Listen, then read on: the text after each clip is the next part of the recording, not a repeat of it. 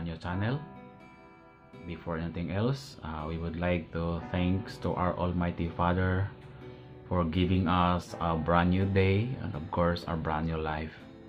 Guys, bago ko magsimula, gusto ko muna magbigay ng paalala sa ating lahat na sana sundin natin yung protocol para sa sarili din natin at sa pamilya natin, yung paghuhugas ng kamay, pagsusuot ng face mask at social distancing. So yun guys yung aking paalala. Anyway guys, ang video natin ngayon guys ay gusto kong i-share sa inyo kung paano po ako natuto magsalita ng Chinese. I've been working in China for not quite long, but nandun ako.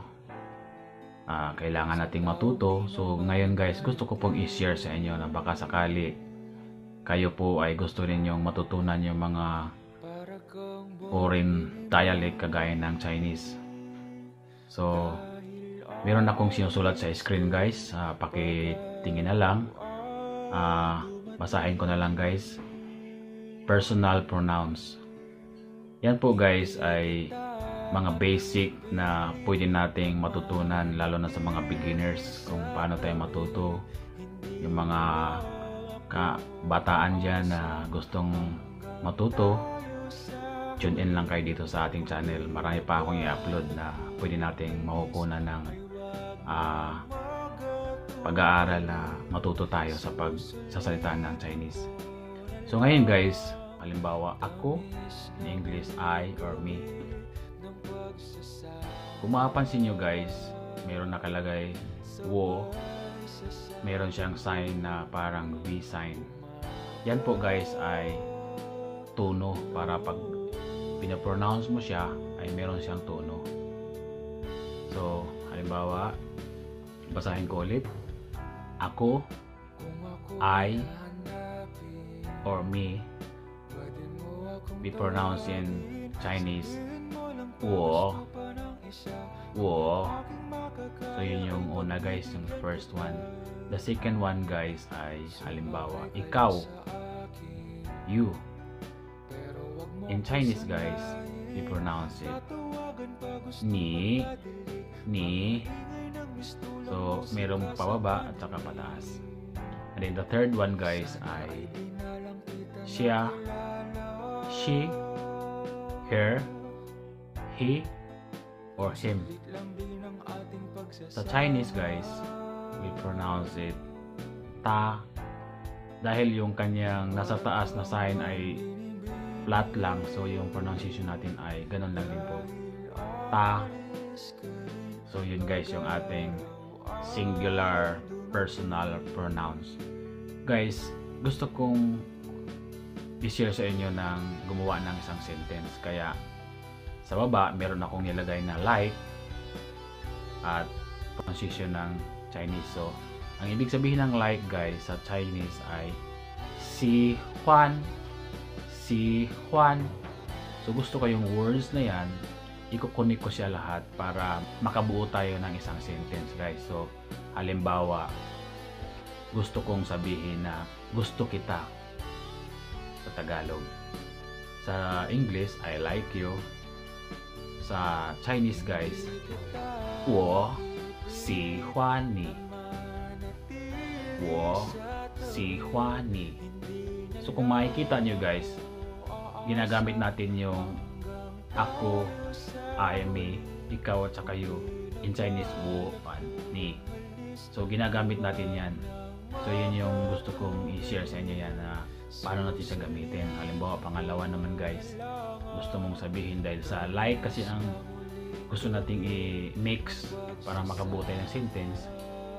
Kaya lahat ng makikita nyo guys, yun lang yung words na gagawin natin para makabuo tayo ng isang sentence. So halimbawa sa pangalawa, gusto mo ako. I-translate natin yan. Sa English, you like me. In Chinese guys, 你喜欢我. 你喜欢我. So yun yung pangalawa. Tapos yung pangatlo naman guys ay halimbawa, gusto ko siya. gusto ko siya. In English, I like her. So in Chinese guys, 我喜欢她. 我喜欢她. So yun yung ating number 3. So number 4 guys ay halimbawa gusto mong sabihin, gusto niya ako. Gusto niya ako. So in English, she like me. She like me. So in Chinese guys, 她喜欢我. 她喜欢我. So yun yung ating number 4. Number 5 guys, halimbawa gusto mong sabihin, gusto mo siya. Diba? Gusto mo siya. 你喜欢他. 你喜欢他. So, yan po guys yung 5 na ginagawa kong sentence na minimix ko yung mga words na nandun sa taas kasama yung like para makabuo tayo ng sentence. So kung napansin nyo guys, ginagamit natin lahat yun. Yun yung singular form. Ngayon, pag gusto naman natin gawin, na halimbawa gawin nating plural yung ating mga gagawin ngayon. So ganun pa rin guys, ang ating gagamitin pa rin na words na imimix natin ay like. So halimbawa, meron tayong una, kami, or tayo, we, or us. Ang pronunciation naman guys sa singular is 我, pero dahil gusto natin gawing plural, magdagdag tayo ng men. So ibig sabihin, pag binasa natin, 我们, 我们. So yun yung plural nung ako. Tapos ako, kami, tayo, we. Yan yung plural noon guys. So dito tayo sa pangalawa. Halimbawa, yung ikaw, yung singular. Pag ginawa nating plural yan ay kayo, or English, or you, or all. In Chinese guys, dahil ang singular ay ni, dagdagan natin ng men. So ni men, yun yung plural niya. So the third one guys, halimbawa naman ay sila. Yung doon kasi sa taas, sa singular ay siya, she, or her. Sa plural naman ay sila, they, or them. Siguro meron pang iba, pero yan lang muna guys ang ibibigay ko sa inyo. Hindi na tayo pwedeng sobrang dami dahil baka maguluhan tayo. So sila, they, and them. So kung maalala natin, ang singular nung sa taas ay ta. Gawin nating plural ay dagdagan natin ng men. So tamen. So yun guys yung plural ng personal pronouns. So yun guys, halimbawa i-mix naman natin siya. Gumawa tayo ng isang sentence. So halimbawa gusto kong sabihin, gusto namin kayong lahat. Okay. Gusto namin kayong lahat. In English, we like you all. In Chinese guys, 我们喜欢你们. Ulitin ko. 我们喜欢你们. So yun yung ating number 1. So number 2 guys ay halimbawa gusto kong sabihin, gusto nyo kaming lahat. Gusto nyo kaming lahat. So in English, you all like us. In Chinese guys, 你们喜欢我们. 你们喜欢我们. So yun yung ating number 2. So number 3 guys, halimbawa gusto ko namang sabihin gusto namin kayo. Gusto namin kayo. So in English guys ay we like them. We like them. And then In Chinese, 我们喜欢他们. Ulitin ko, 我们喜欢他们. So yun yung ating number 3. Ang ating number 4 guys, kung halimbawa sabihin mo naman ay gusto nila tayo. Oh, gusto nila tayo. In English, they like us. They like us. So in Chinese, 他们喜欢我们. 他们喜欢我们. So yun yung ating number 4 guys.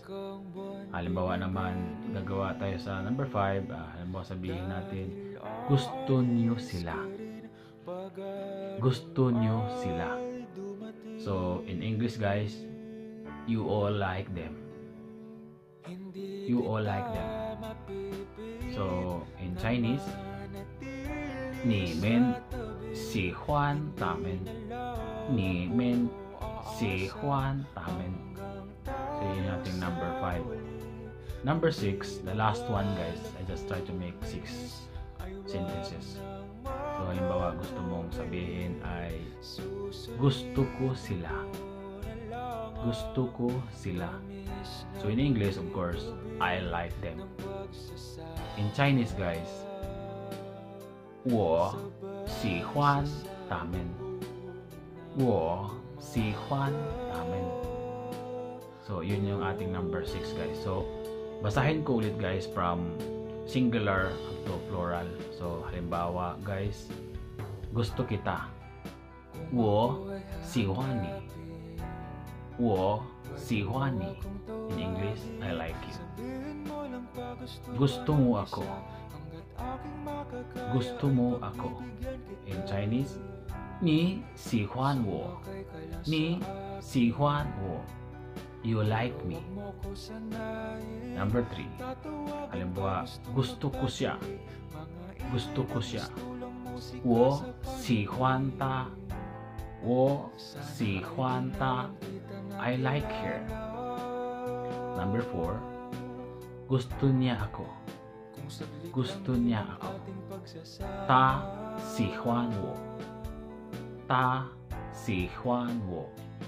She likes me. Number 5. Gusto mo siya. Gusto mo siya.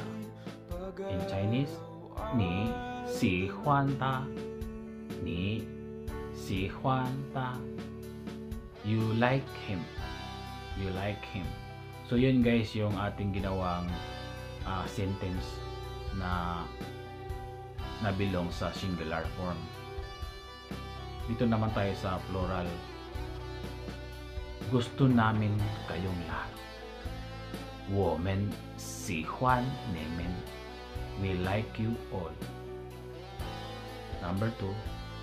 Gusto nyo kaming lahat. Gusto nyo kaming lahat. 你们喜欢我们.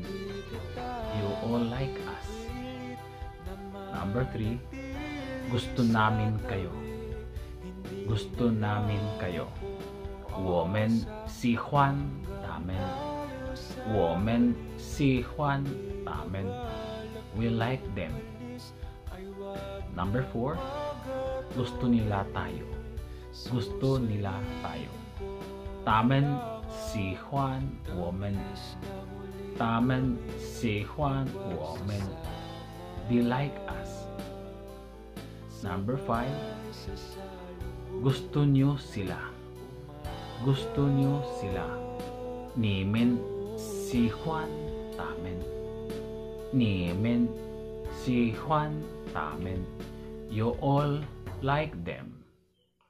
Number 6, the last one. Gusto ko sila.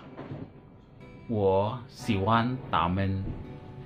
我喜欢他们. I like them. 我喜欢他们. So that's the last one guys. Sana meron kayong natutunan. Yun yung aking mga example guys sa mga beginners na gusto pong matuto magsalita ng Chinese. Yan po guys yung aking basic na i-share sa inyo sa ngayon. At huwag pong kalimutang mag-tune in, subscribe, like, and share para ma-notify kayo guys. Huwag kalimutang i-click ang bell button sa baba dahil marami pa po akong gagawing kasunod nitong video guys at marami tayong matutunan. So siguro guys, yan lang muna ang aking ma-share sa inyong lahat. At kung sa tingin niyo ay nakakatulong o nakakalibang, huwag niyong kalimutang i-like guys at mag-tune in lang lagi dahil marami talaga tayong matutunan dito guys. So yan guys yung aking ma-share sa inyo. Gusto ko mag-iwan ng isang salita. Be safe and God bless. Thank you guys.